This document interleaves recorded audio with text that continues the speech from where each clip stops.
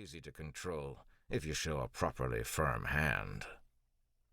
The obligator nodded, standing quietly in his gray robes. He seemed pleased, which was a good thing. The ska weren't actually Tresting's property. Like all ska, they belonged to the Lord Ruler. Tresting only leased the workers from his god, much in the same way he paid for the services of his obligators.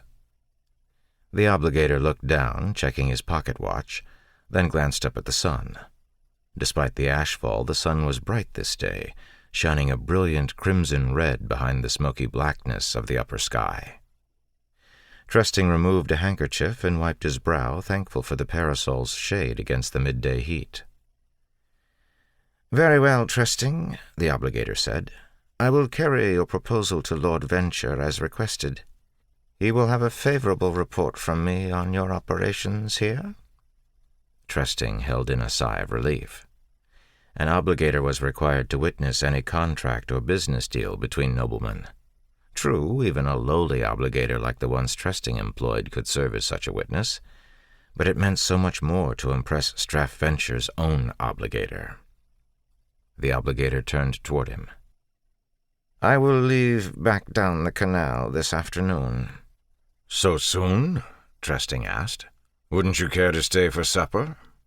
"No," the obligator replied, "though there is another matter I wish to discuss with you.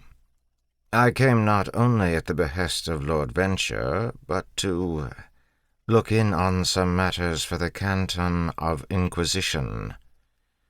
Rumors say that you like to dally with your ska women." Tresting felt a chill.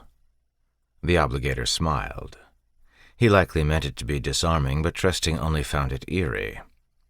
"Don't worry yourself, Tresting," the obligator said. "If there had been any real worries about your actions, a Steel Inquisitor would have been sent here in my place." Tresting nodded slowly. Inquisitor. He'd never seen one of the inhuman creatures, but he had heard stories. "I have been satisfied regarding your actions with the ska women," the obligator said, looking back over the fields.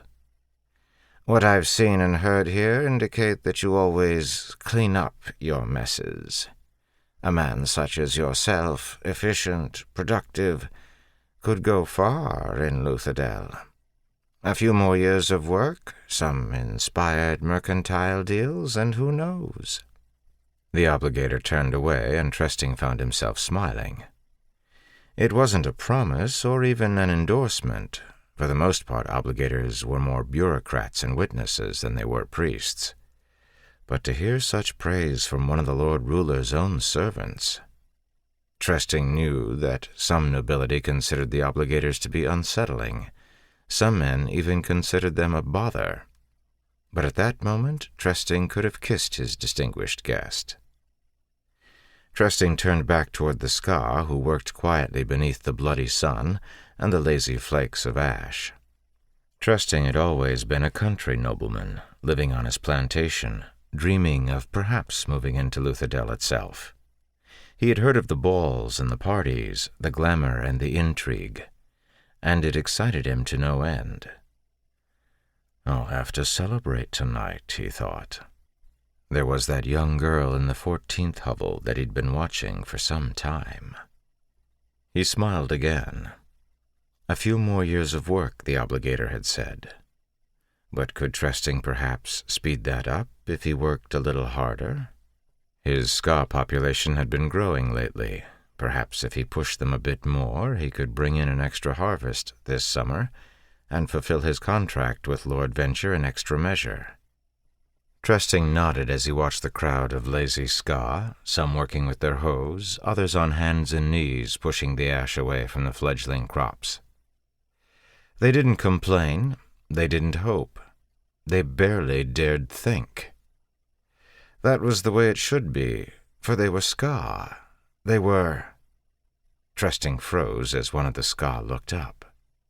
The man met Tresting's eyes, a spark, no, a fire of defiance showing in his expression. Tresting had never seen anything like it. Not on the face. To keep listening to this audiobook for free, click the link in the description. It will take you to a free Audible trial where you can listen to this and many other books for free for 30 days.